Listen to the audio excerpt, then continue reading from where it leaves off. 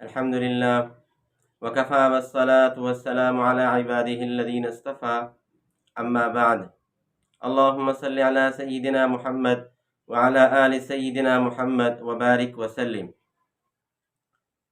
مسجد اللہ کے گھروں میں سے ایک گھر ہے، شعائر اللہ میں سے ہے۔ حدیث پاک میں آیا، حضرت عثمان غنی رضی اللہ تعالی عنہ سے روایت ہے، من بنا للہ مسجدا بنى اللہ لہ بیتا فی الجنہ، جس نے اللہ کی رضا کے خاطر مسجد بنائی، اللہ تبارک و تعالی اس کے لیے جنت میں ایک عالی شان محل اور ایک گھر بنائیں گے۔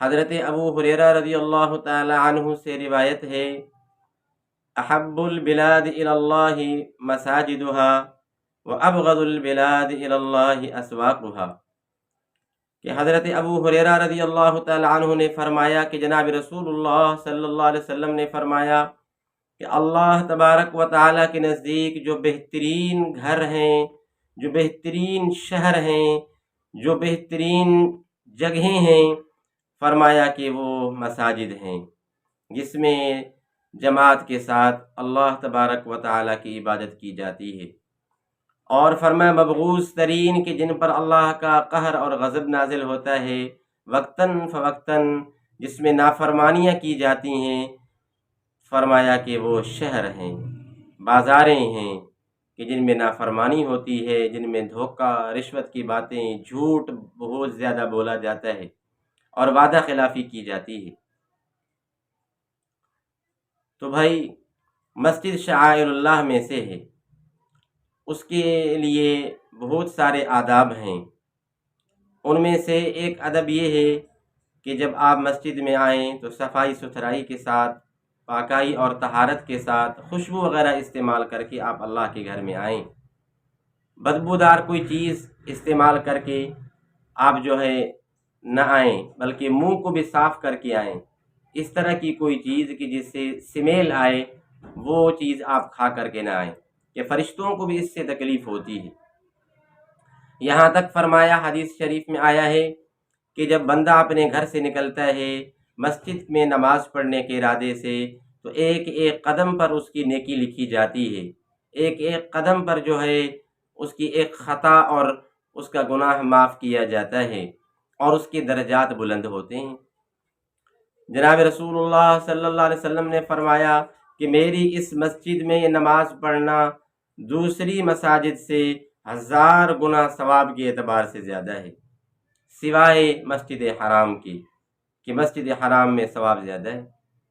مسجد نبوی میں اگر ایک نماز آپ پڑھیں تو 50,000 نمازوں کا ثواب ہے۔ مسجد حرام میں، بیت اللہ شریف میں اگر آپ نماز پڑھیں تو 1,00,000 نماز کا ثواب ملتا ہے۔ تو بہرحال مسجد کے آداب میں سے ہے کہ پاکائی، صفائی ستھرائی، طہارت کے ساتھ آئیں، آپ کے کپڑے بھی اچھے ہوں، خوشبو استعمال کر کے، اور منہ کی آپ کی صفائی ہونی چاہیے۔ اور جب آپ داخل ہوں تو سیدھا پاؤں پہلے داخل کریں، دعا پڑھیں، اللہم افتح لی ابواب رحمتک۔ اگر گھر سے وضو کر کے آئیں تو زیادہ بہتر ہے، سنت گھر سے پڑھ کر کے آئیں اور زیادہ بہتر ہے۔ اسی طرح پھر فرض پڑھ کے بقایا جو سنتیں ہیں یا نفل ہیں وہ گھر کے اندر پڑھیں۔ اللہ کے نبی نے فرمایا کہ مسجدوں کو قبرستان نہ بنائیں۔ کیوں؟ کہ جب آپ گھر میں نفل، سنتیں اور وتر وغیرہ نہیں پڑھیں گے تو یہ قبرستان کے مانند ہو جائے گا، اس کی طرح ہو جائے گا۔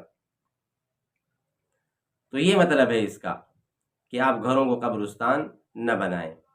پھر اگر گھر سے وضو کر کے آئیں تو بہت زیادہ بہتر ہے، وگرنہ مسجد میں آ کر کے وضو خانے میں اچھی طرح وضو کر کے پھر آئیں، 2 رکعت نماز نفل تحیت الوضو یا تحیت المسجد کے ارادے سے آپ 2 رکعت پڑھ لیں، اور خاموشی کے ساتھ نماز کا انتظار کریں اور ذکر کے اندر مشغول ہو جائیں۔